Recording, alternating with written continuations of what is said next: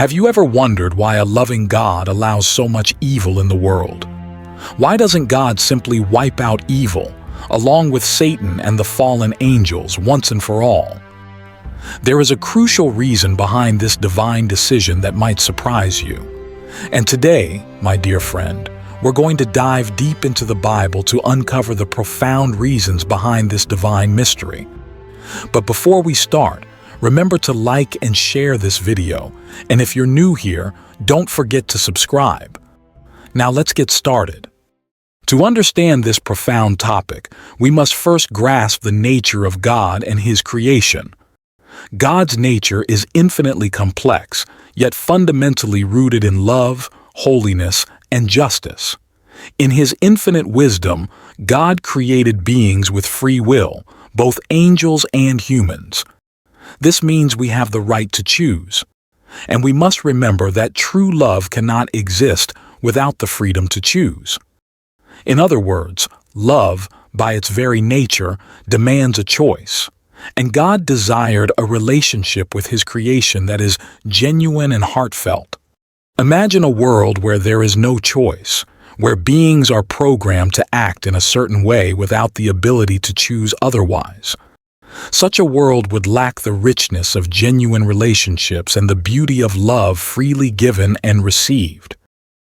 God wanted His creation to experience the fullness of life, which includes the ability to choose Him or reject Him. But with the gift of freedom comes the possibility of rebellion. Satan, once a glorious and powerful angel created with beauty and wisdom, chose to rebel against God. This was not a mere mistake or a moment of weakness. It was a deliberate decision to reject God's authority and to seek his own path.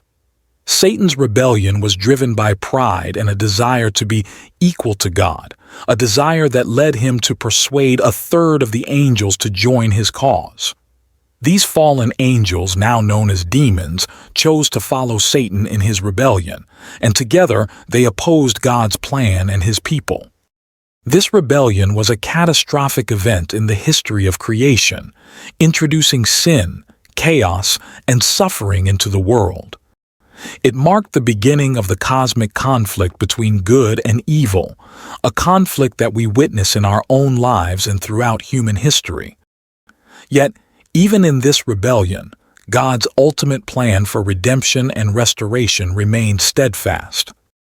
God's response to this rebellion was not to obliterate the rebels, but to allow the consequences of their choices to unfold, setting the stage for His ultimate plan of salvation through Jesus Christ. Now you might ask, if God is all-powerful, why doesn't He simply destroy Satan and end all evil? It's a valid question that touches the very heart of God's plan for the universe. The answer lies in the purpose of our existence and the existence of all created beings. Our mortal lives are a tapestry of choices, each choice shaping us, refining us, and preparing us for an eternal destiny with Him. God's decision to allow freedom, even with the risk of rebellion, highlights His commitment to love and genuine relationship. He knew the cost, but He also knew the potential for redemption and the eternal joy that would come from a creation that chooses to love Him freely. It is all part of God's divine plan that allow us to grow, to choose, and to ultimately be a part of His eternal kingdom. Consider this. By allowing Satan's temporary reign, God is actually setting the stage for His glory and our ultimate good. This may seem counterintuitive, but think about it. If there were no challenges, no adversities, how would we ever grow or recognize the depth of God's love and power? In the battle between good and evil, every act of faith, every decision to follow Christ is a victory in this cosmic conflict. Each time we choose righteousness over sin, we are taking a stand in this spiritual warfare. It's in the struggle that our faith is tested, our reliance on God is deepened, and our characters are forged in the fires of trial and temptation. It is through this process that we are molded into the image of Christ, ready to fulfill our divine purpose. God's refusal to immediately destroy Satan underscores his profound respect for the freedom he has bestowed upon his creation. This divine patience is a testament to God's unwavering love and commitment to our free will. It allows each of us to make meaningful choices, to choose Him freely amidst the trials and temptations that we face. This freedom is a vital part of our relationship with God. Without it, our love for Him would be forced, not genuine. God desires our love and obedience to be born out of our own volition, not out of coercion.